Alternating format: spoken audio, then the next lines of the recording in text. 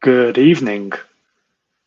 We are not doing the cool Kong builders intro this morning, or this afternoon, or this evening, depending on where you are. It's actually evening for me. I am over in the UK. We've just hit 7 p.m. I believe it's 11.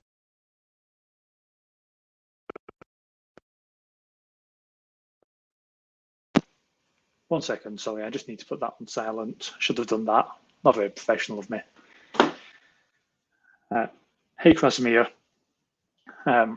So yeah, like I was saying, it's just at 7 p.m. here in the UK. I believe it's 11 a.m. on the West Coast, and that will make it 2 p.m. on the East Coast, where my good friend Victor is.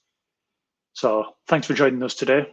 We're going to be trying something new. We've done Kong Mesh for the last couple of weeks, but today we're going to take a look at the request transformer and response transformer in the Kong gateway. Just going to go digging, see what we can do. This is quite new to me as well, so we're all going to learn it together. For those of you that haven't met yet, I'm Michael. I'm the Director of Developer Relations at Kong.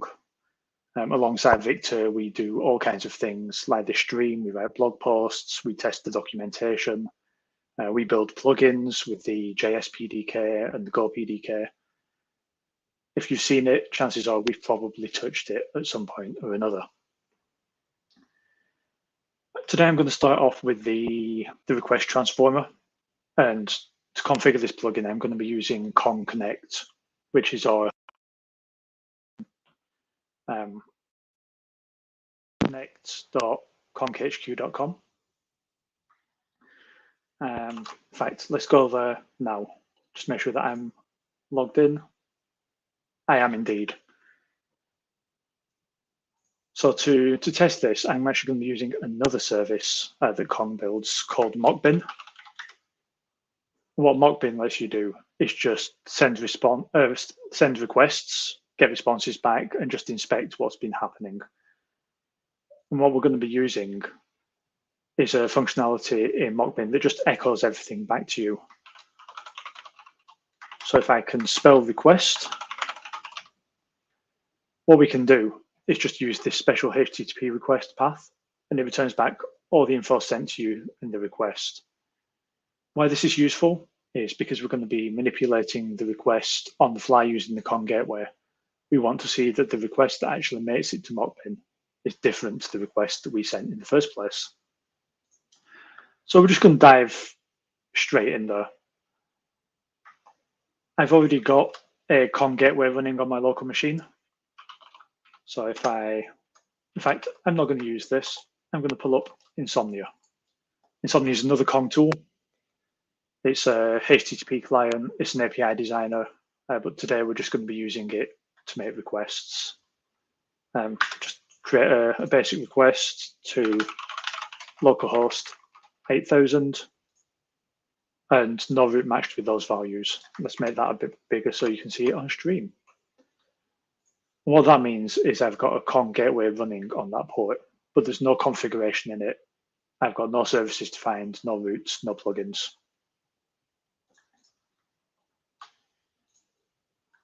I believe my sound is off. Can you hear me? Give us a thumbs up in the chat if you can. Otherwise, I am just talking to myself. I'm just going to double check work Slack just to see what's going on. No one's telling me that they can't hear me anymore, so I'm just going to carry on. So we've got this Kong gateway. We've got no route match with those values. All good. Excellent. Yes, Victor, my green screen is on. I did have a virtual background, but just before the stream, we're having a few issues with changing scenes and getting some fragmentation. So I killed the virtual cam in the background, so you just get the green screen. So we've got this gateway running. And what I'm going to do is I'm going to hop back over to Connect, and I've got no services configured. I'm going to create a new service called Stream. You can tell here's one I did earlier. Version V1. This bit doesn't really matter for what we're going to show you. It's just a container. for all of the routes and configuration that I'm going to publish. So the first thing that I'm going to show you is how to remove a query string from an incoming request. So if I go into my V1 version, I need to start a new implementation. And I'm going to forward it onto Mockbin. Mockbin.org/request. And I'll call that echo. It doesn't really matter what you put there because all Mockbin is going to do is send all the data back to us. If I go ahead, first route is remove query string. I want to run that on get requests, and I want to match it when I go to localhost port 8000/remove-QS. So now that's been created, if I go back to Insomnia, I should be able to create another request. I call that remove query string, and that will be localhost 8000 remove QS. If I send that request off, you can see the kind of response that Mockbin is sending back to us, and all it's doing is echoing out all the information it's got. So it was a get request. The URL that I requested was localhost/request/echo. That's because that's what I set as the upstream in my gateway. I've got all these headers, the host, x-forwarded for, the path. These are all things that Kong will add as a proxy. There's no query string, there's no post data. So let's go ahead and add a query string. The key is demo and the value is example. And if I send that off again, we can see that that now exists in the query string. Now imagine that you're working on the service and it used to accept this demo request, but the team that you're working with said, oh no, we don't want that anymore. If anyone sends demo, it's now an error. But you've still got consumers that are sending this query string because they haven't had time to update their applications yet. And now suddenly their implementation is going to break just because the backend service made a change. So what you can do is use Kong to remove that demo key on the fly. I'm going to show you how to do that. So if I go into that route, we can add plugins at the service level or at the route level. Because I'm going to be adding lots of plugin configs, I'm going to do them on each route. I'm going to add a plugin. And I'm going to use the request transformation plugin. Now, when you get to this screen, there's a ton of options: add body, add headers, append query string, remove query string, replace headers. This is something that we're working on making a little bit more user-friendly. This is a big project for Vic and I this quarter. What I'm going to go in and do is do config.remove query string demo. And if I create that, that plugin is now running on that route. So if I go back to Insomnia and click send, we can see now that there is no query string in the request that Mockbin received. That's because the gateway is intercepting that request, running our request transformation rules, where I said remove the query string called demo, and then passing on the request to the upstream. Now, if I go in and just edit that config a little bit, edit plugin, and I change it so that instead of demo, it's removing hello, and click update, and then made the request again. We can see that demo's back because the request transformation plugin only acts on the values that you tell it exist. It leaves absolutely everything else alone, and we'll just pass that through as though it didn't exist, as though the request transformation plugin didn't exist. Just to show you that it works, I can rename that to hello, send it again. and that query string is no longer showing. Something I want to highlight is just how quickly that took effect. So I clicked save on connect. I'm actually running the gateway on my local machine in a Docker container. So as soon as I click save, the connect control plane streamed those changes then to my data plane that's handling all these requests. And it was less than a second.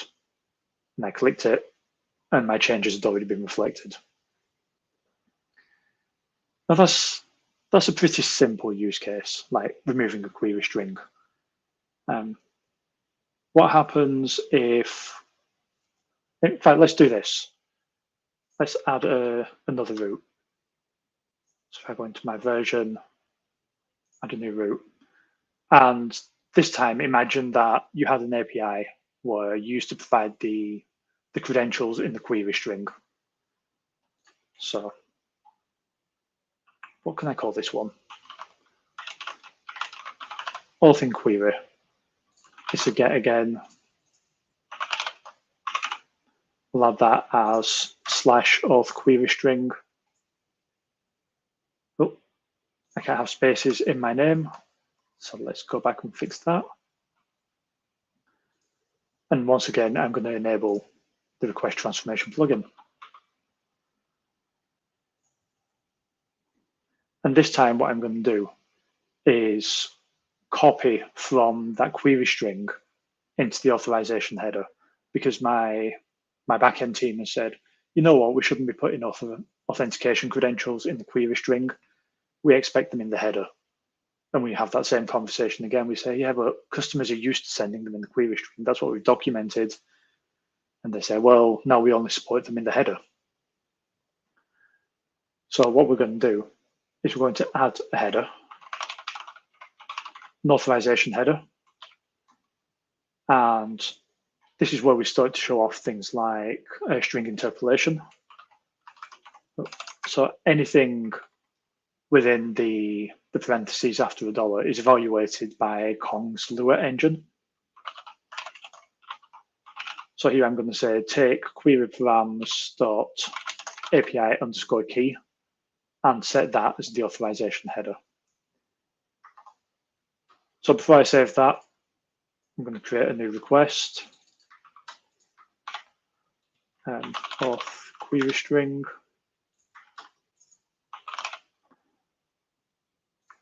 And it was API underscore key hello.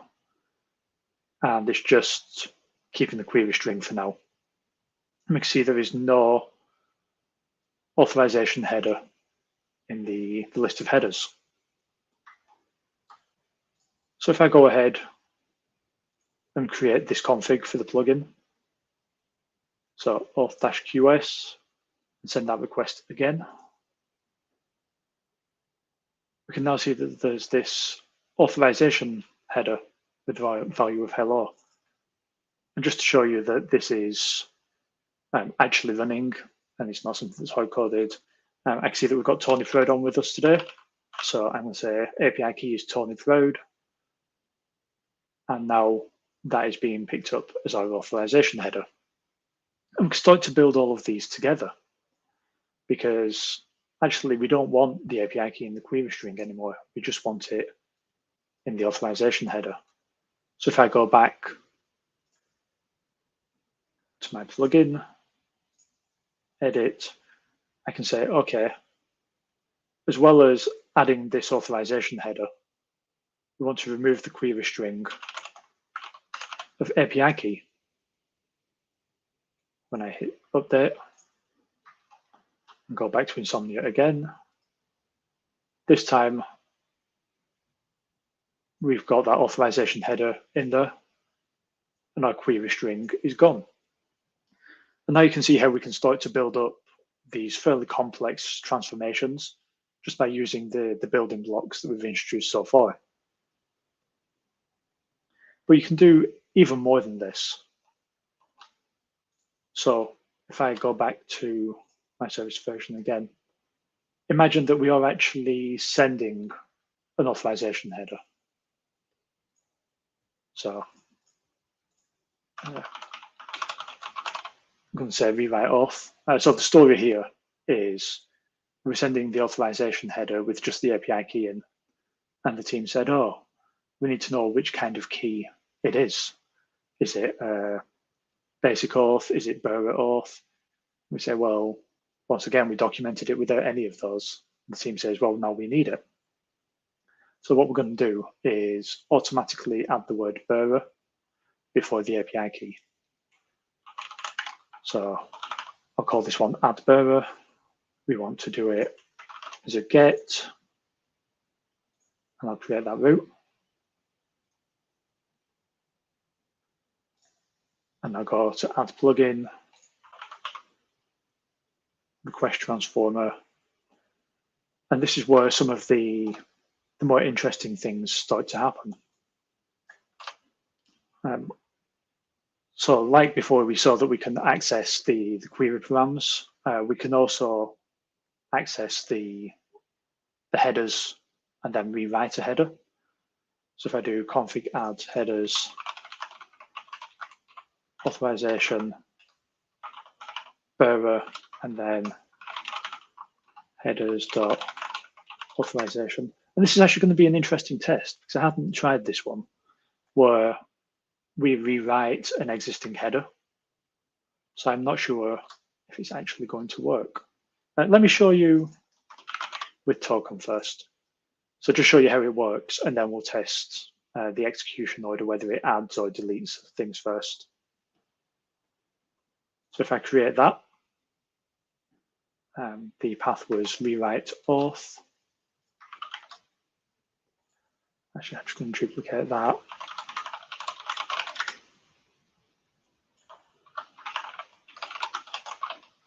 I'm going to rewrite auth. There is no query string, but there was a token header.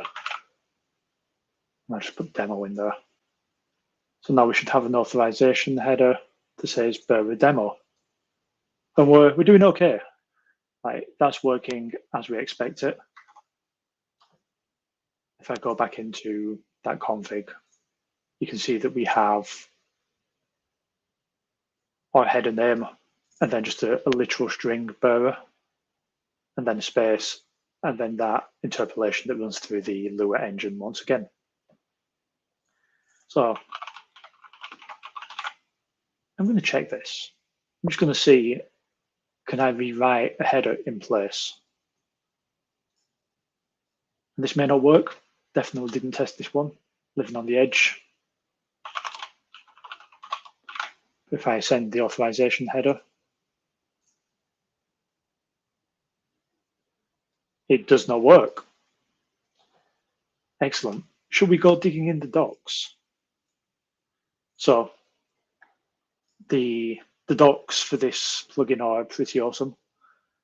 And they've got lots of examples for enabling it at a service level or on a specific route, which is what we've been doing. These code requests are how you use the Kong admin API to configure it. So you can do all of this either through an API. You can define things declaratively if you're running an infrastructure as code type of environment, or you can edit it in Kong Manager or Kong Connect. So I'm just going to carry on going down because there must be something in here about the order of execution. You see there's documentation on interpolation, so headers, query params, captured URI paths. We'll cover this a little bit later. This is quite cool. But you can add fallbacks, which is quite cool. There we are. Order of execution. Remove, rename, replace, add, then append. So we're not actually doing any removes. So what did I? I've done config.add. What happens if I do config.replace headers? Let's try that again. There we are. It does support it. I was just using the wrong option. There we are, the importance of reading documentation. And that's how you know it's live, like, and not too rehearsed. Because like I said, I'm learning this alongside you. I had a quick play with it. There's actually a great blog post that takes you through a lot of these use cases, which is where I learned the basics. That's on conchq.com org. Oh, I need to accept that. And it is called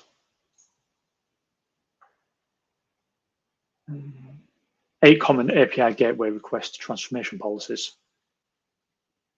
So this blog post will take you through copying an API key from the query string to the header, removing the query string value, moving. So all the things that we've already done. So if you want to go and try this yourself, there's this blog post, which will take you through all of the steps. This blog post doesn't use conconnect. It uses the declarative configuration format. If I show you what it would look like, just here. So when we're copying the query string to the header, config add headers API key is query params.api key. So exactly what we put into connect, just in the declarative config format, so you can get it into your CI/CD pipelines and things like that. Now, back to our regularly scheduled viewing. Next up, we are going to tackle.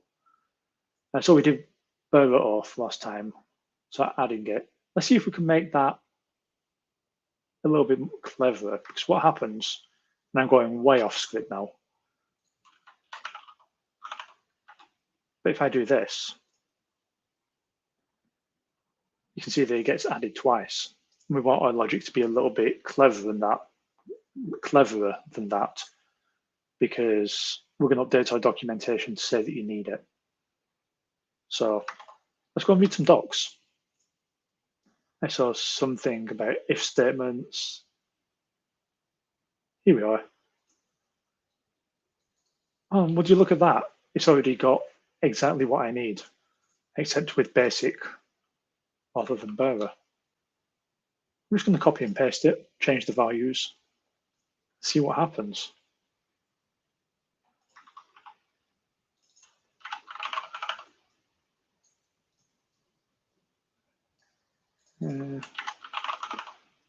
That is 6 characters long.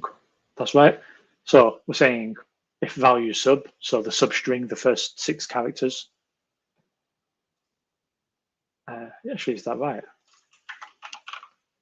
1, 2, 3, 4, 5. So it would actually be 7 because of the space afterwards. Glad that I checked. If it starts with bearer, then return the value.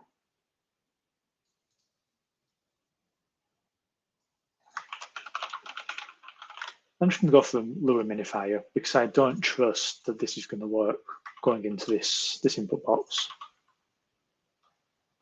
And actually, I'm going to take it from the docs again so I can delete the comments as well. Definitely going off script here, but hey, that's what makes it fun, isn't it? So read headers.authorization, if not value. So if we don't have an authorization header, return nothing. If it starts with bearer, then return it. Otherwise, return bearer and then the value.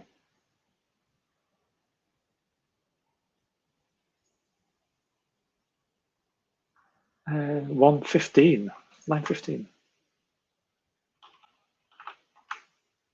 Ah.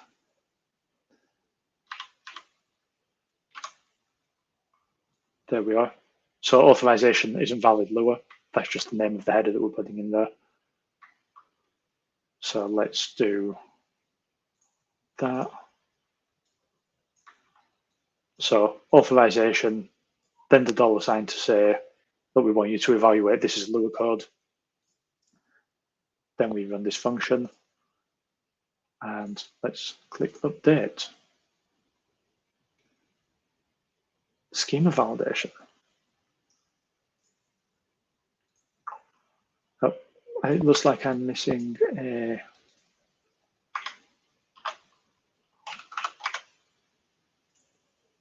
Yeah, I was missing the outer parentheses.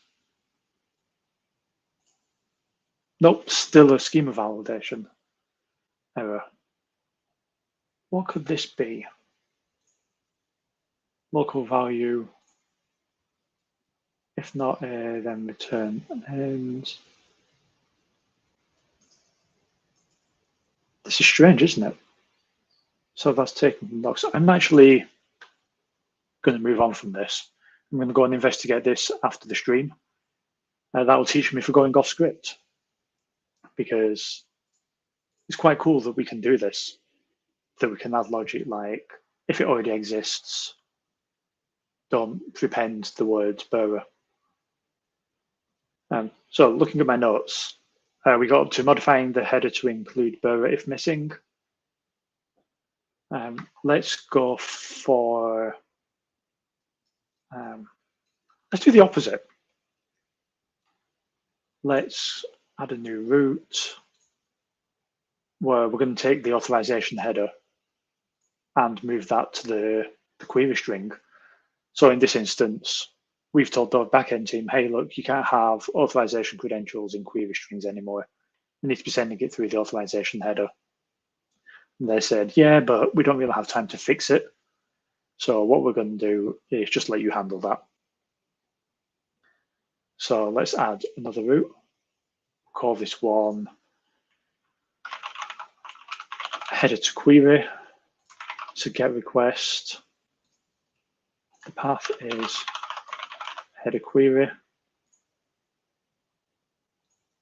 And once again, I'm going to add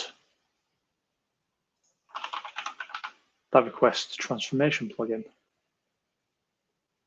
Where's it gone? Request transformer. And this time, we need to, in fact, let's do it to the query string. We always do query string. Let's add it to the body. So we'll add a new field to the body. Let's assume that we're sending a JWT in the header. So we'll call this JWT. And we'll add headers.authorization. And we will remove headers authorization.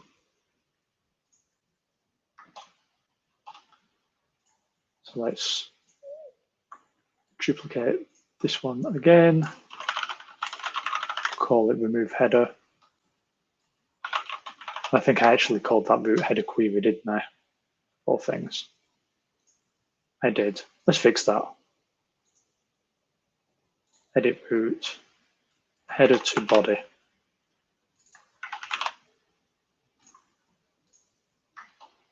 So the request is going to header body. And now the authorization header is missing. But I also don't see it in the post data. That's because I made a GET request. So let's make this work with post requests instead.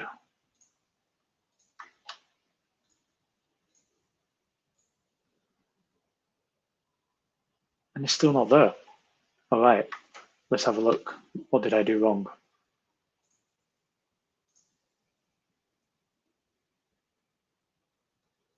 Is it the capitalization? Authorization per demo. So that header definitely exists.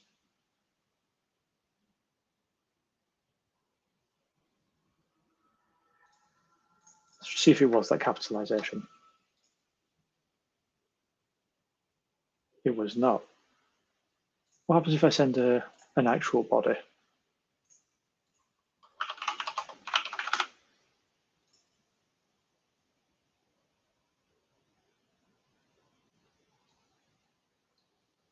Okay, so JWT is being put in, but it's got an empty value.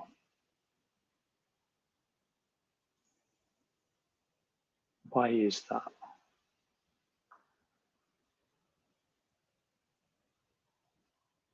Actually, if I take this away, I think it could be to do with this content type. So if I remove that, what is the content type?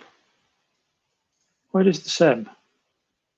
Oh, JWT is there now, but it's still empty.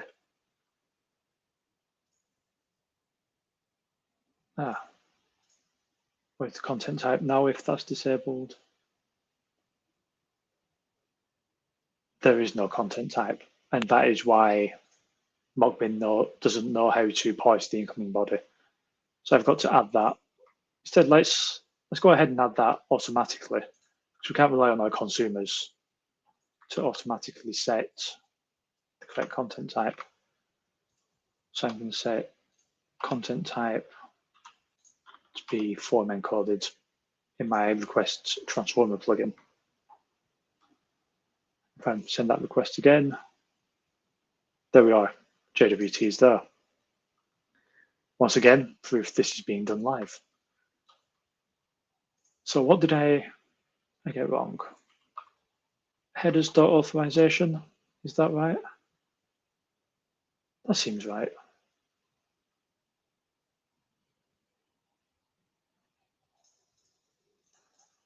Let's try that again with capital A. No. Okay, I'm going to take a look at one of my other configs that used header. So auth in query. This plugin read a header value. Oh no, it didn't. It read the query parameters.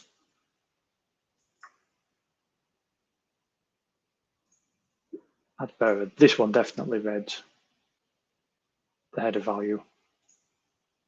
So let's go into the plugin config.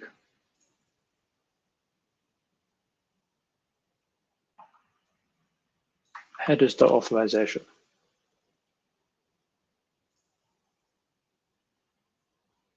Let's go back to header to body. Not edit root, edit plugin.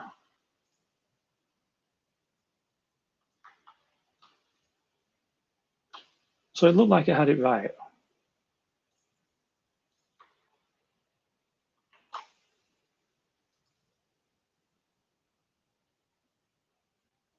So it's now got that space in there. So that's a good start, because when I edited the plugin, I added space just before. Let's check if it will do this. So was it query params? Yes, it was. So let's see if it will read authorization from the query params instead.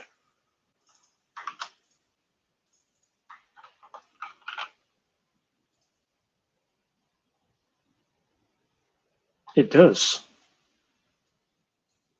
Excellent. So we know that the body transformer is working. So let's remove that.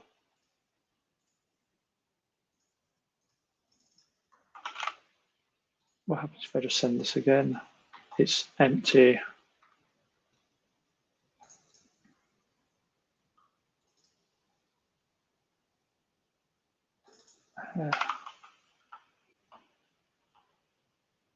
Now, is it headers or header?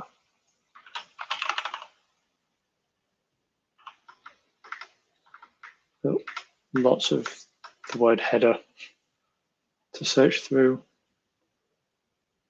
Headers.header name. Or we could try this alternate formatting. Let's try that. So JWT becomes headers.authorization.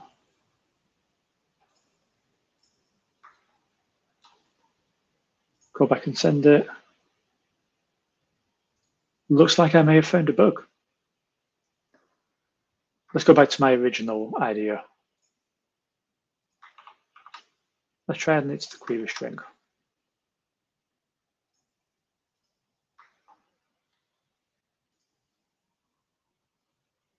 Still empty. What if I try doing this as a get? Oh, and I need to update the root for that. And instead of changing it, I'm also going to make it accept post and get.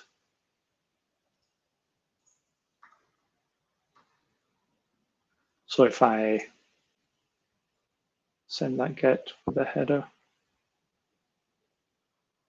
is it just true for the authorization header? What if I call it example instead? Edit the plugin.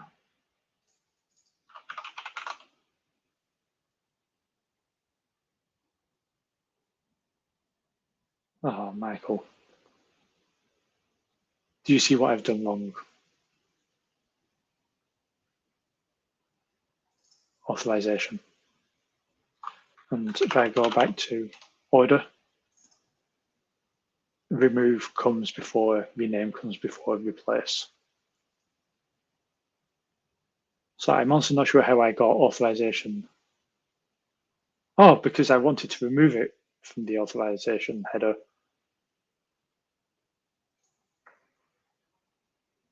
Okay, so what I need to do is read the documentation. So if I go back to adding body, header to authorization, update the plugin,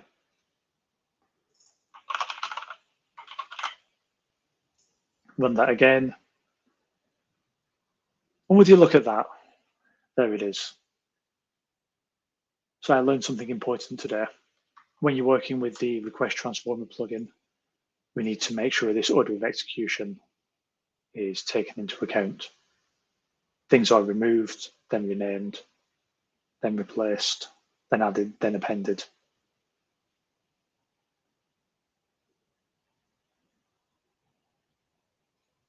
Interesting. So what happens if you want to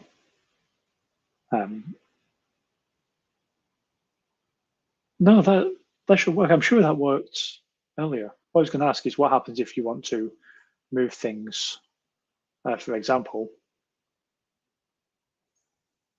what we did here, where we moved the query parameter into the header, and then we removed the query string. So this was, what was this route? That's the plugin, auth in query. So if I run that again,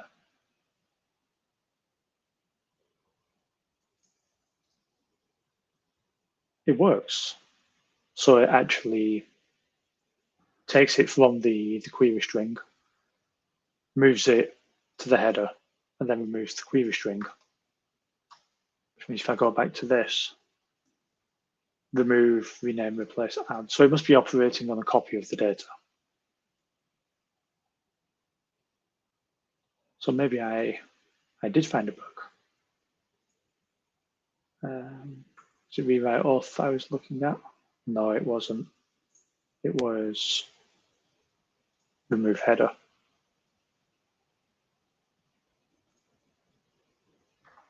If I just go back and add that again, just to double check, header to body,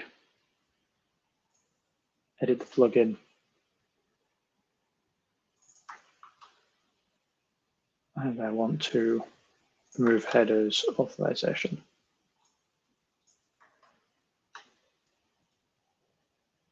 I get the same behavior. Interesting. So when I'm moving from a query string to a header, it works. But when I'm moving from a header into the body, it does not. And that's one to investigate after the stream. Let's move on. Let's do something like, actually, no, there's one more thing I want to show you on this. I'm going to go and get rid of removing that header just so we can still see it working. But if I save that, I made the request again, imagine that we're sending this as a bearer header. What ends up happening is our JWT parameter in the body still has that bearer string, and we want to remove it. And Kong actually offers you the gsub method in Lua that you can use. So what you can do, and I'm actually going to have to look this up, is take headers authorization, then gsub, then at the beginning of the string, bearer, then a space, and replace it with an empty string. So just like we saw sub earlier to extract a substring, gsub is global substitution. I click update. Oh, and I get a schema error for that as well. Let's try it. Authorization. Maybe it doesn't like the dots.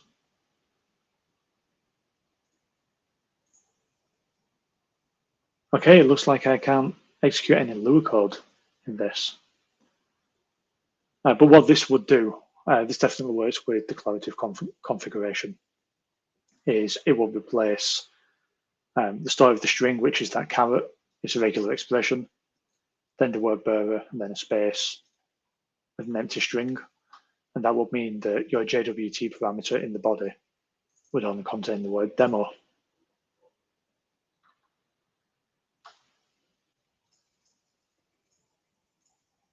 Let's do, we've got time.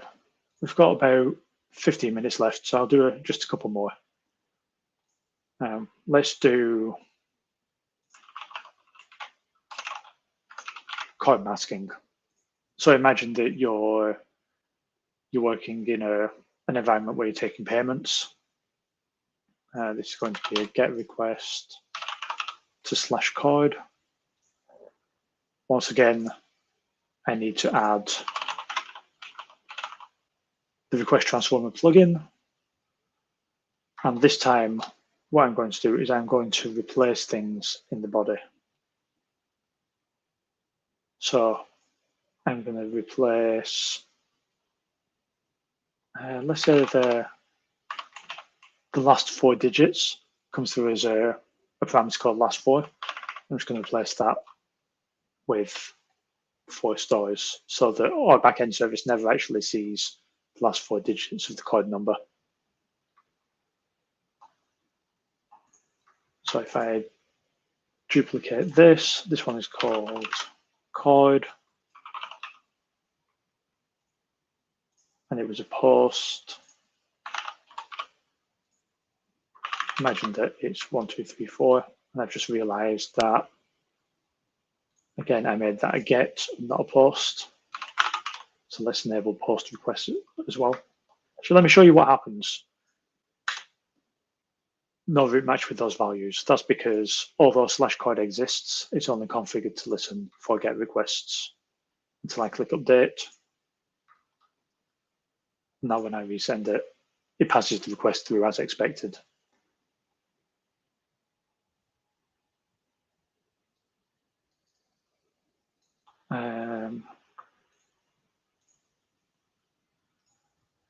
So something interesting here. It's still showing 1, 2, 3, 4, even though I've added that transform. And that's because we didn't tell Kong what type of content to expect, whether it was JSON, whether it was form encoded, because I had this unchecked. So I send it again. We can see that it has been transformed. So that's something to be aware of. If you're running without any content types and it treats it as an octet stream, it just treats it as a binary stream of data. So it doesn't know how to parse it, how to manipulate it. If we change this to JSON,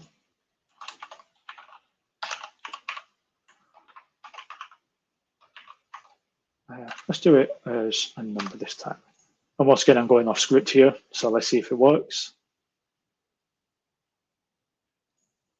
Because I disabled the content type header. Show it again, and we can see that that has been masked successfully. So it doesn't matter if you're using form encoded or JSON, Kong can help you mask those fields. going to go back to form encoded. So I want to show you something else now. Just make sure that's working. There we are. Everything we've done so far has just been about a single field. But what happens if you've got multiple things that you want to mask? Oh, did I add that as a global plugin? I did. So this shows you how you can add a transformation at the service level rather than the root. So actually, if I sent last for to any of my endpoints within this service now, let's show you actually. Is it remove header responded to post? It was. If in addition to moving that header into the body, I sent last for,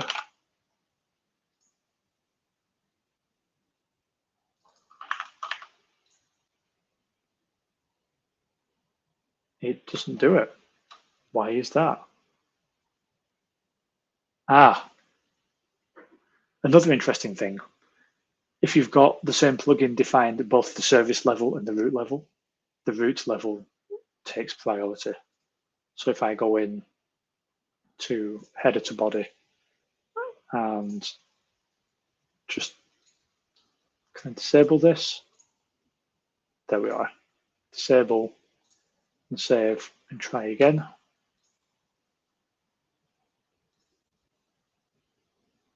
We see this still not masked.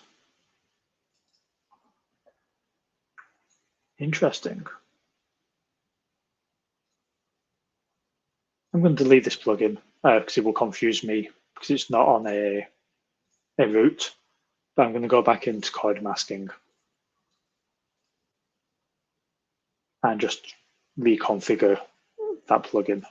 So request transformation.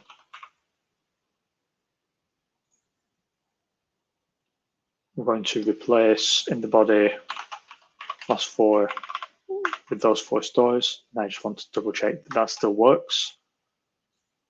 And I go to code. It does.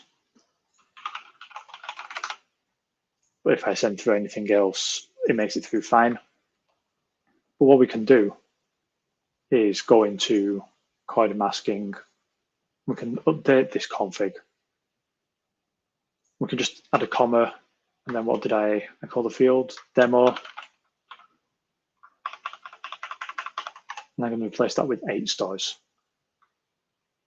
So it's only 5 characters long. There's no correlation between the length of the value put in and the masking. It's just whatever you decide to put in the config. And if I click update and go back and test, we can see that both demo and last 4 are masked. So that's how you provide multiple values to the config in Connect. You just add a comma and then add the next entry, the next entry, and the next entry. I'm going to show you one final thing, which is changing the request method. So I'm going to add a new route called change method. And it responds to this one respond to a post. The path is called change. I'm going to add a plugin. It's request transformation. And I want to, how would I do this one?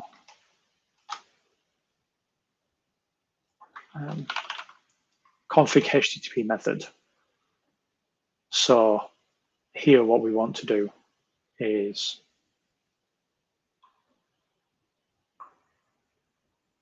so I'm thinking about a real world use case for this. Imagine that your application doesn't support put requests, but it does support posts. So what we're going to do is we're going to convert a put request into a post. So by setting the HTTP method to post, saving that plugin, and I'm just going to change this method again, edit the root, and make it support put requests. So in my client, I'm going to make a pull request because I want to update something. But in my backend, which doesn't support puts, it's expecting to receive a post. So I duplicate that, just call it change method,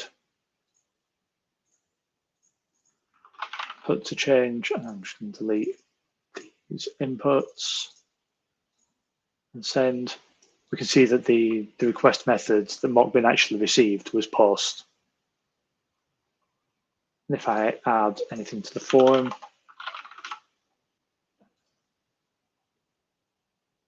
and I need to set my content type once again, we can see that that post data went through just fine. And if I go back in and disable this plugin, let's take a look what happens.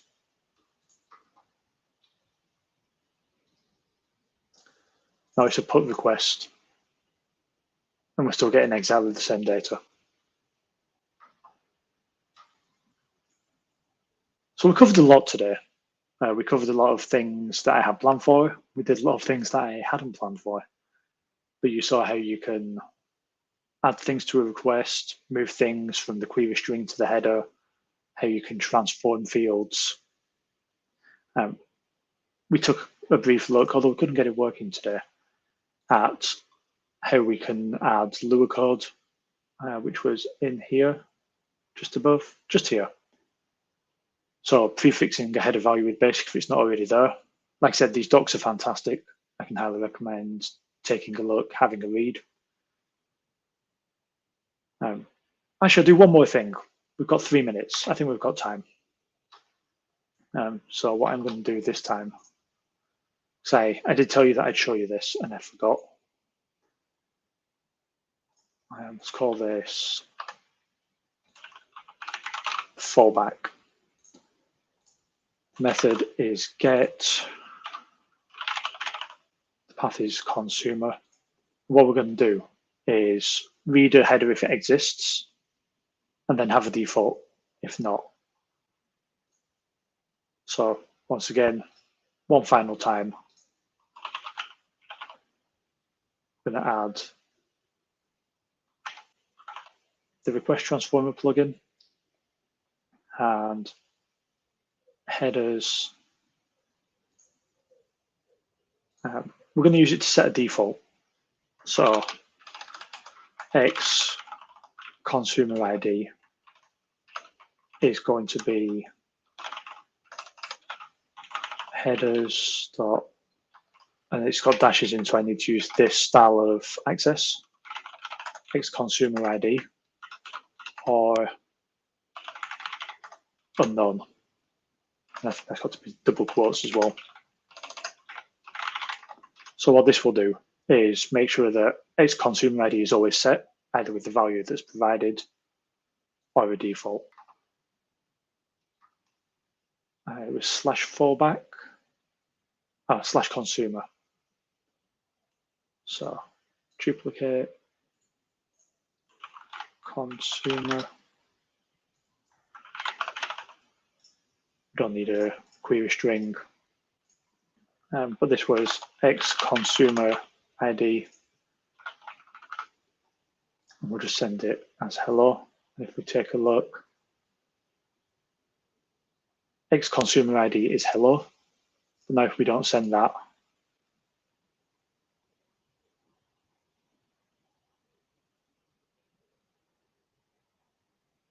it doesn't work because it's a replace. Let me change that to an add.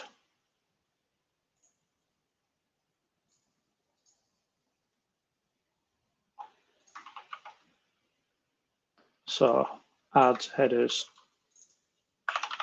and we're going to call it X user ID instead. So if I run that again, we see that X user ID is set to hello, just like X consumer ID. If we don't send it, X user ID is set to unknown. So there we learned that a replace only takes effect if that field exists. So we can't use it to set defaults. Can we do it in place though. I'm going to try it one more time. Got 1 more minute. X consumer ID as an ad. So if I send it, X consumer ID is hello. If I don't, X consumer ID is unknown. That's how we set a default using the request transformation plugin. Instead of using replace, we use config.add.headers. Now I've spent 50 minutes talking about a single plugin, doing some fairly interesting, but also fairly straightforward things. I was hoping to get onto the response transformation plugin as well. We're not going to have time today, unfortunately, but the response transformer is just like the request transformer, just on the way out again. So remove headers, add JSON. If I scroll down, we'll see some examples. You can add multiple headers, header 1, value 1. So it's just like the request transformation plugin, but instead of changing the request before it gets to the upstream, it takes the response from the upstream and then transforms it before we send it back to the client. So I can highly recommend taking a look at both the request transformer and the response transformer plugin. If you want to try them out, you can try them out for free. Sign up at connect.conkhq.com. You get a 30-day free trial on my Plus account. It gives you access to all of these plugins, including Request Transformer Advanced, which has a few other capabilities that we didn't get into today, mostly related to evaluating more complex lower code and templates and things like that. If you've got any questions, I'm at mheap on Twitter. That's MHEAP. And I am michael.heap@conkhq.com. Thanks for taking the time this evening, and hope to see you in 2 weeks' time when Victor's going to be driving. Cheers.